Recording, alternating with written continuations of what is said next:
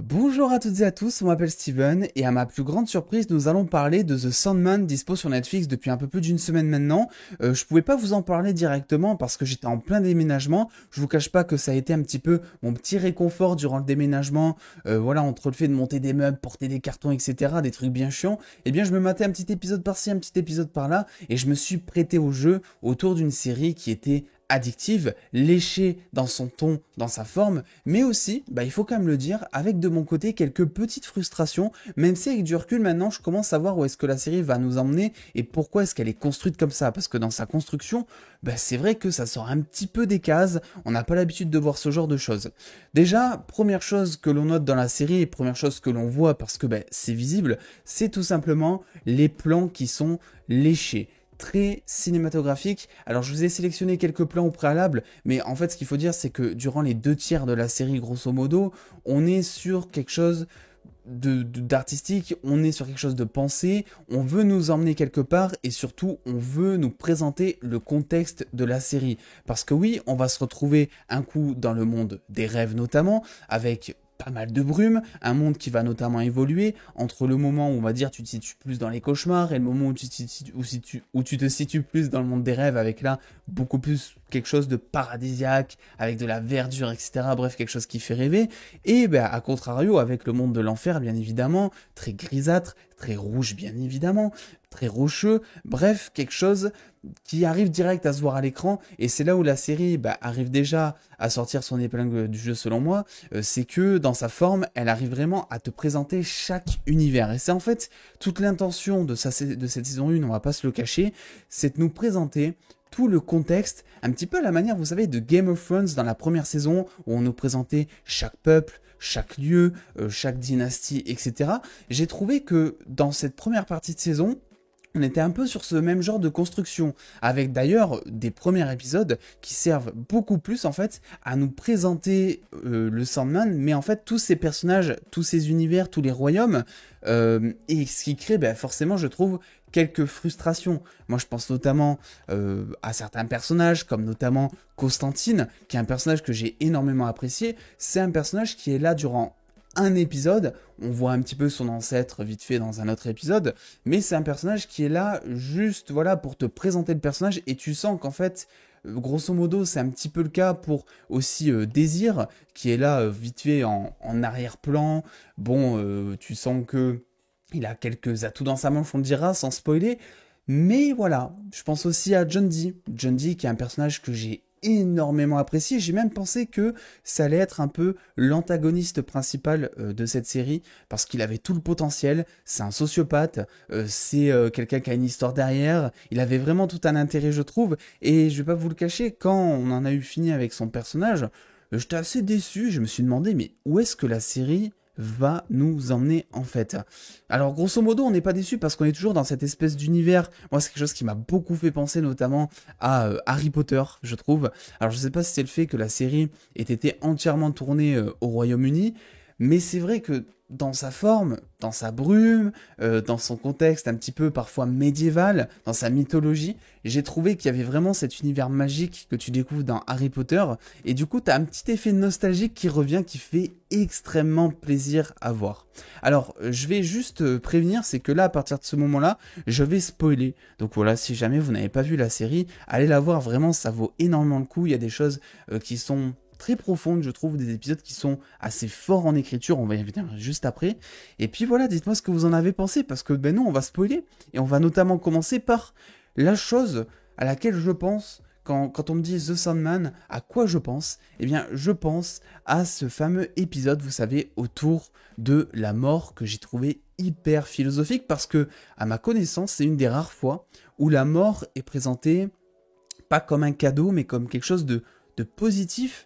Et j'ai eu plusieurs fois les larmes aux yeux durant cet épisode, parce que j'ai trouvé ça vachement poétique, si vous voulez.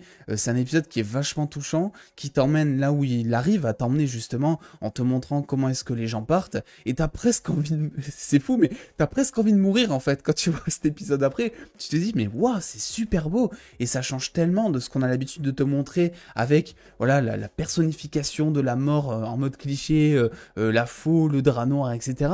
Là, j'ai trouvé quelque chose de vachement positif en la mort, et c'est là où la série a là aussi sorti son épingle du jeu.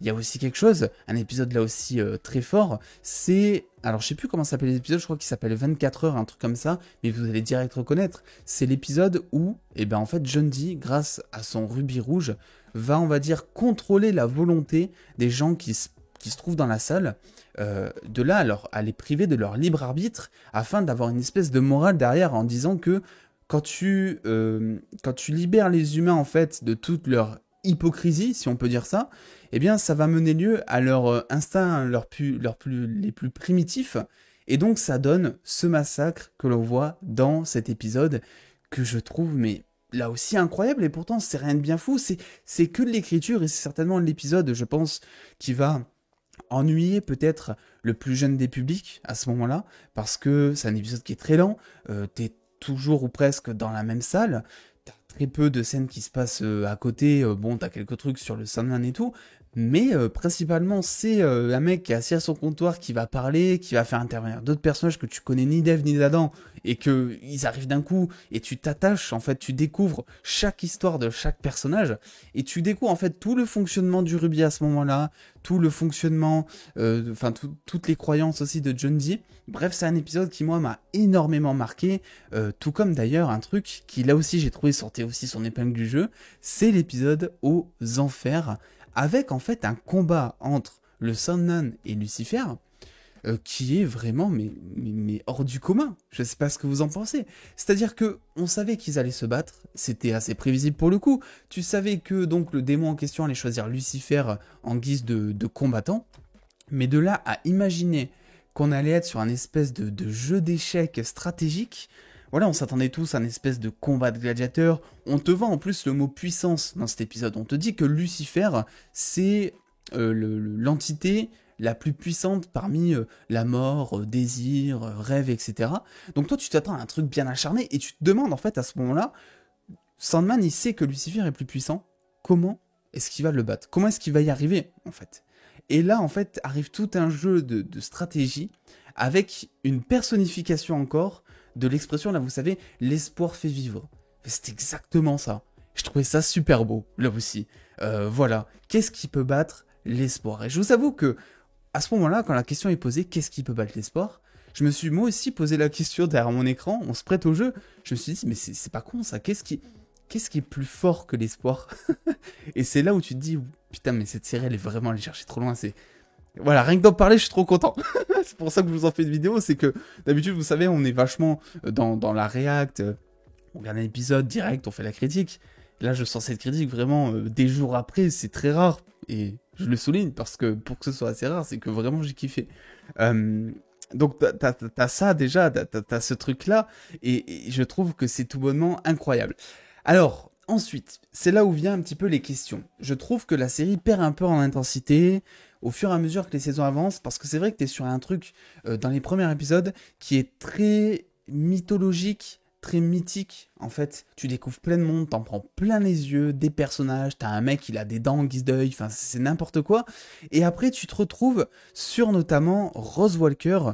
Rose Walker qui est un personnage, pour le coup, vachement humain. On découvre petit à petit, évidemment, qu'elle est le Vortex, donc là, il y a de la magie qui s'y rajoute, mais je pense durant les 2 derniers épisodes vraiment, où elle arrive à interagir entre le monde des rêves, le monde vivant, etc.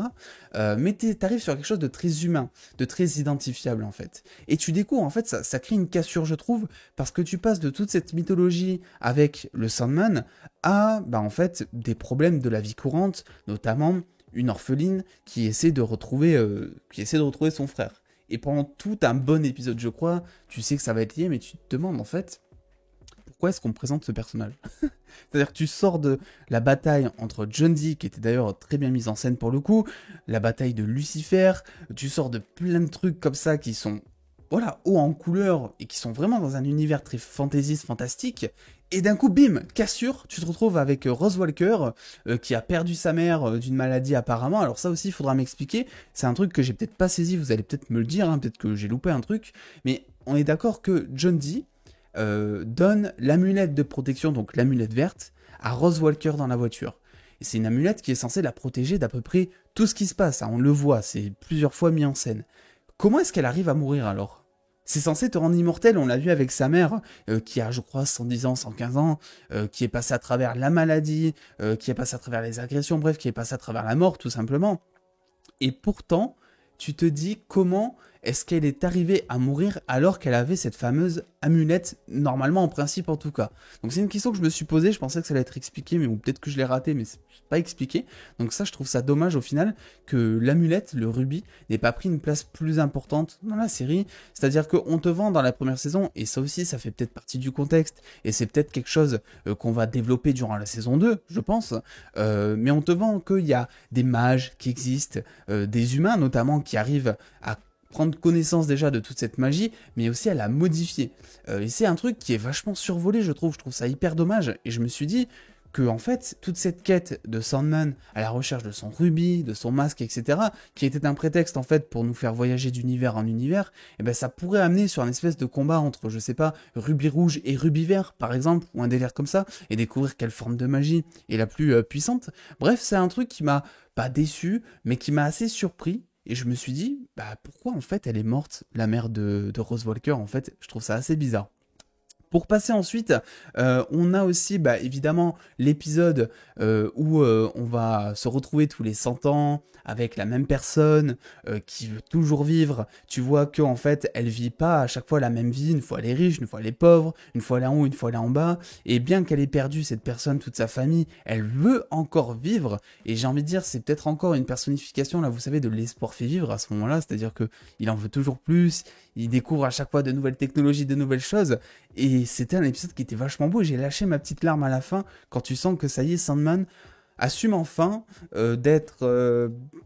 d'avoir été seul pendant très longtemps et d'en faire son ami, en fait. Tu sens que c'est quelqu'un qui a de l'ego et que ça le frustre et qui se sent très seul et que dès qu'il lui dit ouais mais en fait tu viens me voir parce que t'as pas d'amis, tu sens que ça le blesse et que c'est pour ça qu'il coupe les ponts à un moment. C'est un épisode qui moi m'a fait vachement plaisir à voir. J'ai peut-être un des meilleurs avec celui de la mort, mais peut-être le deuxième, enfin je sais pas, mais j'ai adoré. Autre personnage aussi, c'est le Corinthien, qui a été un de mes coups de cœur de cette série. Alors vous le savez, sur la chaîne, j'ai pour habitude de dire que j'ai un problème avec les psychopathes. J'adore en fait à chaque fois qu'il y a un personnage sociopathe, psychopathe, tout ce que vous voulez, qui est pas bien dans sa tête. Je le trouve super intéressant. Et ça a été le cas exactement ici, en fait. C'est un personnage, d'ailleurs, pour la petite anecdote, à chaque fois que je vois sa tronche, comme ici, je me dis, mais qu'est-ce qui ferait un super bon Matt Murdock? Et pourtant, j'adore Charlie Cox dans la série Netflix Daredevil ou dans les films prochainement, ou bref.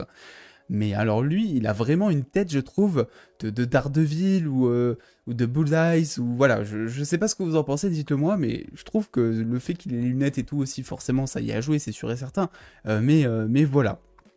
Bref, ce que je peux vous dire, c'est que cette série, elle m'a fait beaucoup de bien, pas mal de surprises aussi, de très bonnes surprises notamment, et que du bonheur, quelques frustrations, une découpe bizarre, parce que c'est vrai que bon, au début, t'es plus dans le fantastique, après t'es plus dans le réalisme, pour en revenir après au fantastique, tu découvres des personnages sans transition, à te demander au début, pourquoi est-ce que je suis l'histoire de ce personnage? Voilà, je pense à Rosa Parks au début, bah franchement, on sortait d'un truc épique et tout, et tu me mets Rosa Parks, pas Rosa Parks, c'est Rose Walker, tu me mets Rose Walker, et je me dis, ok, qu'est-ce qu'elle fait là, par exemple? Mais bon, toute cette mythologie, le fait d'inventer des êtres mythiques, d'inventer des cauchemars, de modifier les rêves, je trouve qu'on n'est peut-être pas assez rentré dans cette fameuse mythologie du vendeur de sable, pour le coup, du marchand de sable, où tu le vois avec son masque en train de donner des rêves, ou tu le vois de temps en temps, mais c'est vraiment très peu souvent. Et parlons aussi très brièvement du casting.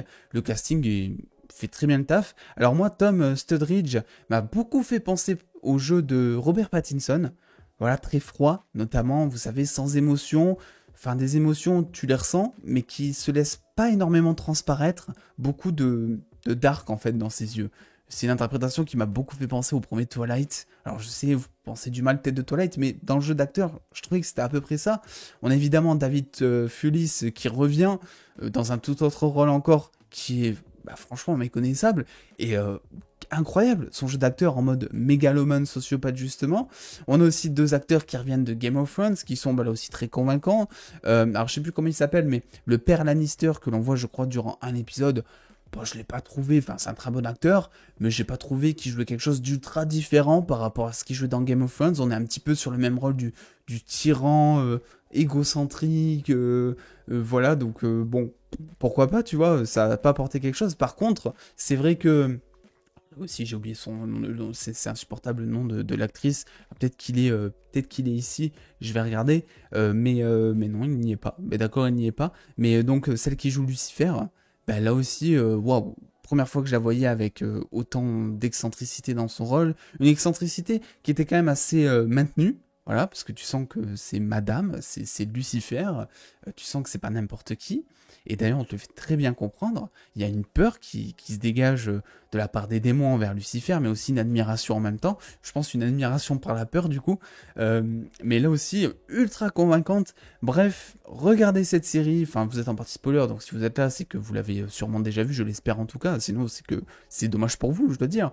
Mais waouh, très très bonne surprise. Et je devais un petit peu vous en parler. On me l'a demandé hein, aussi de. Voilà, on m'a dit qu'est-ce que t'as pensé de Sandman et tout. Et voilà, plutôt que vous en parler en stream ou quoi, je me dis voilà, la vidéo est posée. On a fait ça à la cool. Et puis voilà, dites-moi ce que vous en avez pensé en commentaire. Une découpe peut-être assez bizarre, c'est ce que je retiendrai de négatif, on va dire, dans cette série. Bien que de ce que j'ai compris, par contre, les lecteurs des comics ont adoré la série. Donc je pense qu'ils ont fait un plutôt bon taf d'adaptation, etc. Parce que même les trucs qui ont été changés ont été validés derrière par le créateur des comics et tout. Donc c'est quand même une plus-value là-dessus. Et puis voilà, écoutez les dos, prenez soin de vous. N'oubliez pas de lâcher le petit pouce bleu si cette vidéo vous a plu. Et puis en attendant les dos, prenez soin de vous, faites-vous bien kiffer. Des bisous les dos.